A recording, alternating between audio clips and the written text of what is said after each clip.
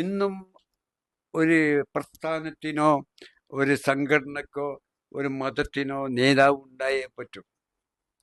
അതിൽ നിരന്തരം വന്നുകൊണ്ടിരിക്കുന്ന പ്രശ്നങ്ങൾ പരിഹരിക്കാൻ നേതാവ് വേണം. റസൂല വഫാത്തായിപ്പോയി, ഇനി റസൂലുള്ള ഇല്ല എന്ന് പറഞ്ഞാൽ ആ ദീനി പിന്നെ വേണ്ട. ആ ദീനിന് എപ്പോഴും പ്രശ്നങ്ങളുണ്ട്, ഉണ്ടായിക്കൊണ്ടേയിരിക്കും. അതൊക്കെ അപ്പപ്പോ പരിഹരിച്ചു കൊടുക്കാൻ കഴിയണം, അല്ലേ? അതാണ് ഇപ്പോൾ പ്രശ്നമുണ്ട് ഇവിടെ വടക്കേ ഇന്ത്യയിൽ. ഇന്ത്യയിൽ ഭൂരിഭാഗം പ്രദേശത്തും എന്താണ് ഗോവധം, പശുവിനെ മുരിനെ ഒന്നും അറക്കാൻ പാടില്ല. അറുത്തിട്ടില്ലെങ്കിലും അറുത്ത് എന്ന പേര് പറഞ്ഞുകൊണ്ട് തെരുവിൽ പട്ടികളെ പോലെ തച്ചു കൊള്ളുന്ന മുസ്ലിമുകളെ തച്ചു കൊള്ളുന്ന അവരെ രക്ഷിച്ചെടുക്കാൻ എവിടെ നേതാവ്? അവർക്ക് നേതാവില്ല. പിന്നെ ഇവിടെ അതുപോലെ അനവധി പ്രശ്നങ്ങൾ നേരിടുന്ന മുസ്ലിംകൾ.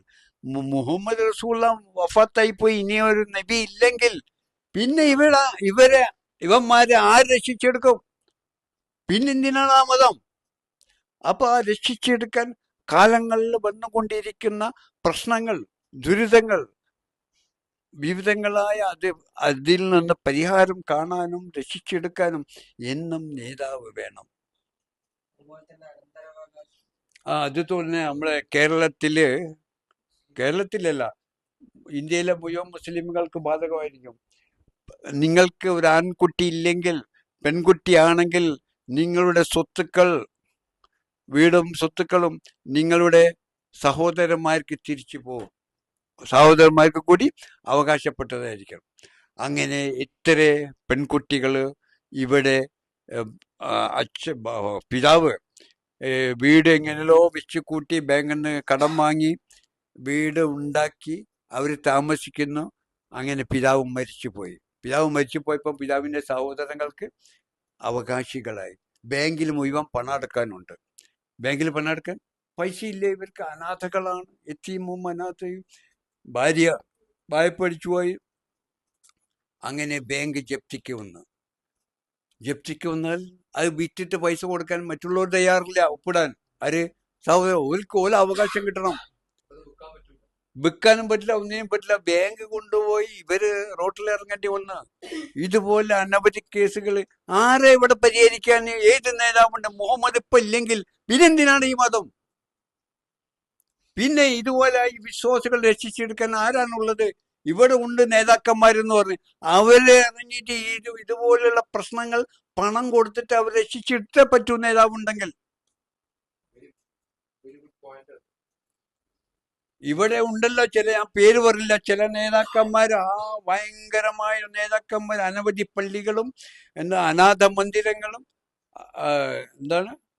എല്ലാം എടുത്തു കൂട്ടുന്ന കുറെ മൊയ്ലിയന്മാർക്ക് ജോലി കൊടുത്ത് തീർക്കുന്ന ഇവന്മാര് ഇവിടുത്തെ നേതാക്കന്മാരാ. ഈ സമുദായത്തിന്റെ നേതാവാണെങ്കിൽ ഇതുപോലെ സമുദായത്തിന് വരുന്ന പ്രശ്നങ്ങൾ റോഡിലേക്ക് തള്ളപ്പെടുന്ന പിതാവ് മരിച്ചു പോയാൽ അവിടെ നിന്ന് ഉണ്ടാകുന്ന പ്രശ്നങ്ങളും പരിഹാരങ്ങളും പരിഹരിക്കാൻ പണോ സമ്പത്തോ സാധനങ്ങളോ വാങ്ങിക്കൊടുത്ത കുടുംബങ്ങളെ രക്ഷിച്ചെടുക്കാൻ നേതാവ് വേണം. അല്ല പള്ളി എടുത്ത് കൂട്ടിയാ പോരാ.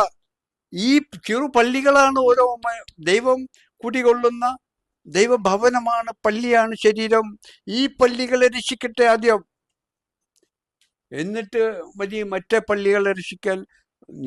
അള്ളാഹുവിന്റെ ഭൂമി എവിടെയും സുജൂദ് ചെയ്യാം.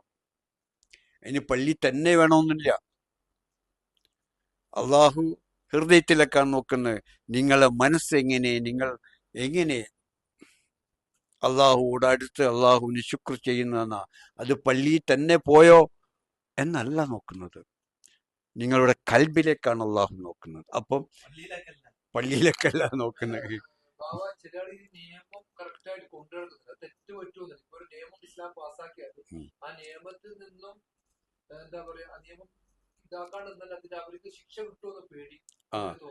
ഇല്ല, അതങ്ങനെ പേടിപ്പിച്ചുകൊണ്ടാ ശരി. ഇസ്ലാം ഒരു നിയമം കൊണ്ടുവന്നിട്ടുണ്ടെങ്കിൽ ആ കാലത്ത് 1400 വർഷങ്ങൾക്ക് മുമ്പുള്ള സാഹചര്യം, ചുറ്റുപാടും, കുടുംബ പശ്ചാത്തലം അനുസരിച്ച് ആ നിയമം കൊണ്ടുവന്നത്. നിയമങ്ങളൊക്കെ ആ ജനങ്ങളുടെ രക്ഷയ്ക്ക് വേണ്ടിയുള്ള ആ കാലഘട്ടം മാറി ജന്മാന്തരങ്ങളായി വർഷങ്ങളായി കഴിഞ്ഞ ആ കാലമല്ലല്ലോ ഈ കാലം.